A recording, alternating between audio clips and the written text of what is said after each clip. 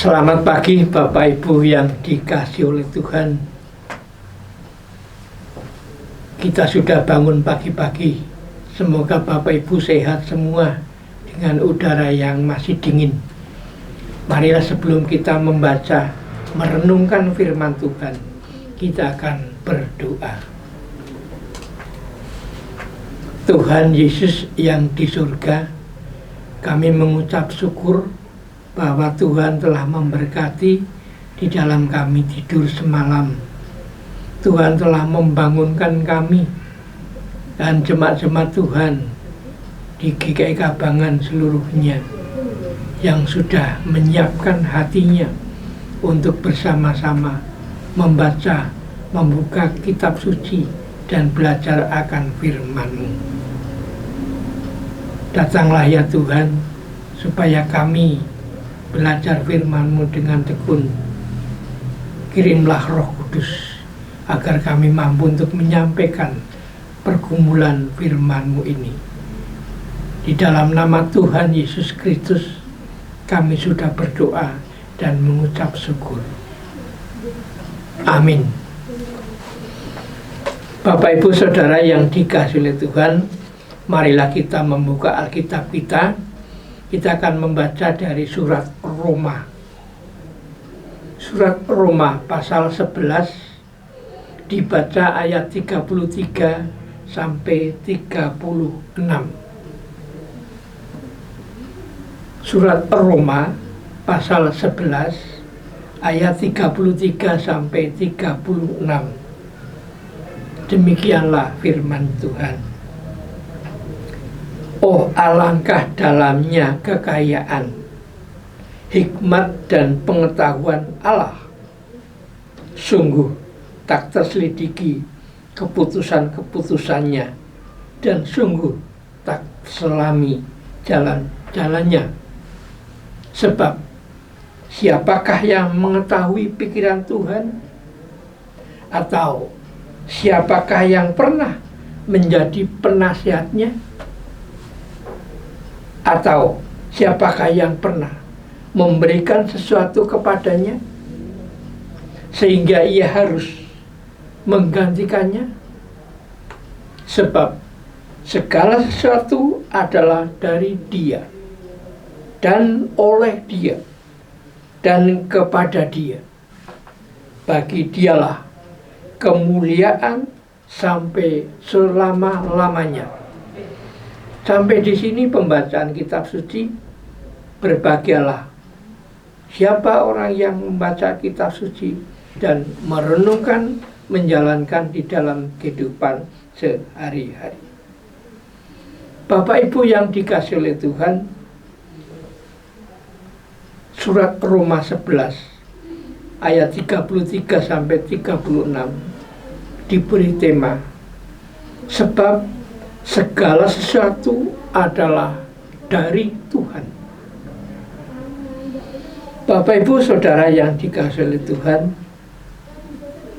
surat Rasul Paulus ke jemaat Roma, khususnya Roma pasal 11 ayat 33 sampai 36, berisi tentang penjelasan penyelamatan manusia yang sesungguhnya.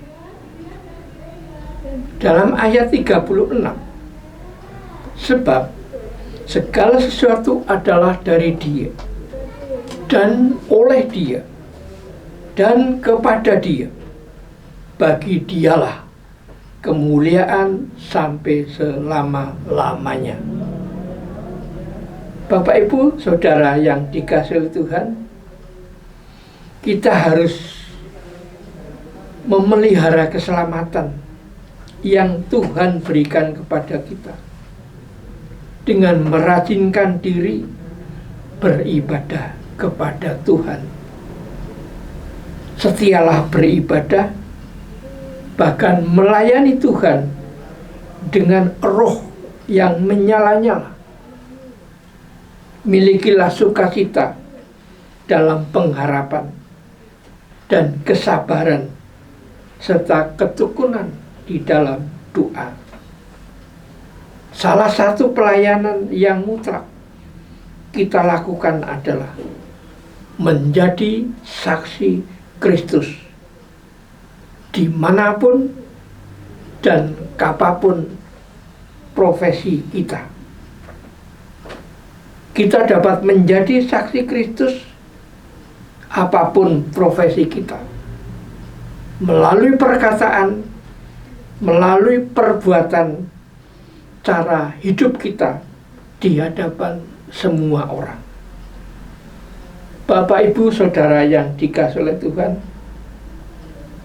sebagai saksi Kristus tentu tidak sedikit tantangan yang harus kita hadapi.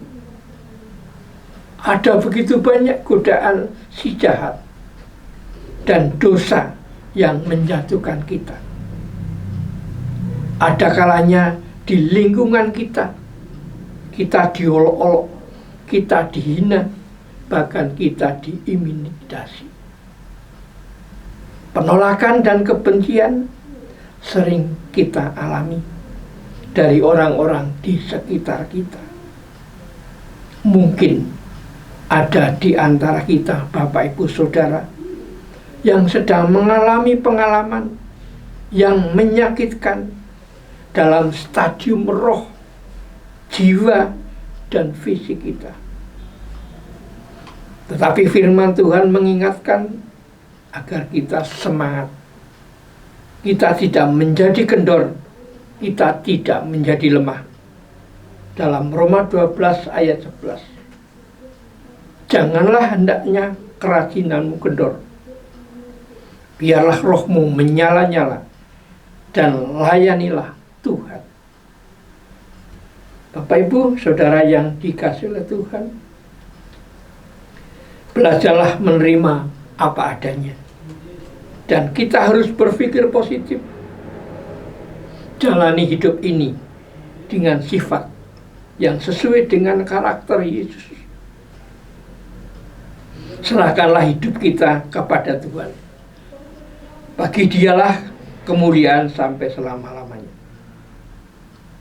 Selamat beraktivitas, hiduplah dalam cinta, penuh rasa syukur sebelum melakukan segala aktivitas.